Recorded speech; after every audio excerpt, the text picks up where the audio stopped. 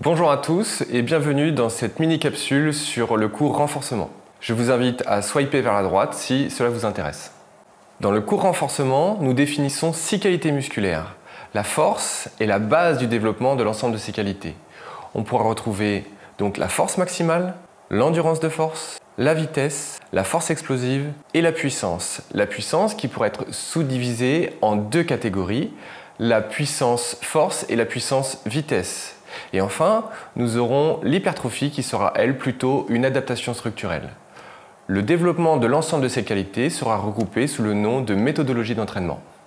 Comment organiser une séance de renforcement en cabinet libéral? La priorité est de définir le thème de la séance et de bien définir son public. A-t-on affaire à un débutant pour lequel il faudra développer le pattern de mouvement ou un sujet plus entraîné pour qui nous pourrons vraiment développer la structure?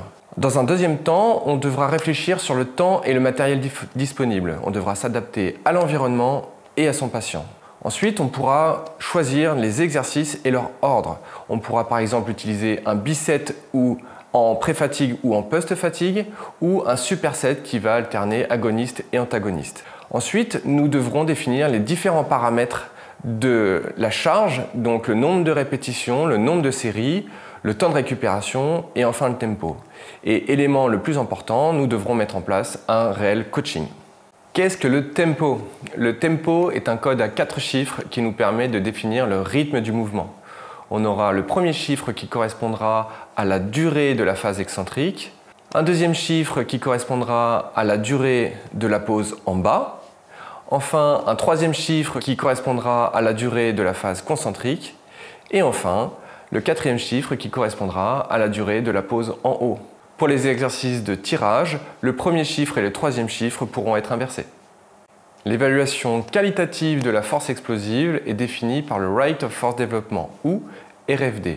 Cela correspond à la capacité d'élever son niveau de force dans le temps le plus court possible, c'est-à-dire l'évaluation de la pente sur cette courbe force-temps. Pour développer cette qualité, il sera primordial d'émettre la plus grande intention d'accélération dans le mouvement, et ce, quelle que soit la charge, même si la vitesse est lente. Parmi les différentes méthodes de développement, nous retrouverons entre autres les contrastes.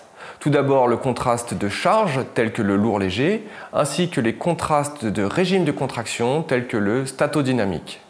Les charges seront alors légères, le nombre de répétitions se situera entre 5 et 8, ainsi que le nombre de séries, entre 5 et 8 également, et le temps de récupération se situera entre 3 et 5 minutes entre les séries.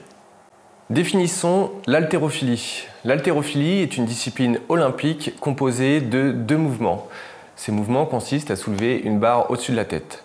On aura l'arraché qui réalisera le mouvement en un temps et l'épaulé jeté qui les réalisera en 2 temps. Ces 2 mouvements peuvent être dérivés en de multiples combinaisons de sous-mouvements. Les 2 principales qualités développées grâce à l'haltérophilie seront l'explosivité et la coordination.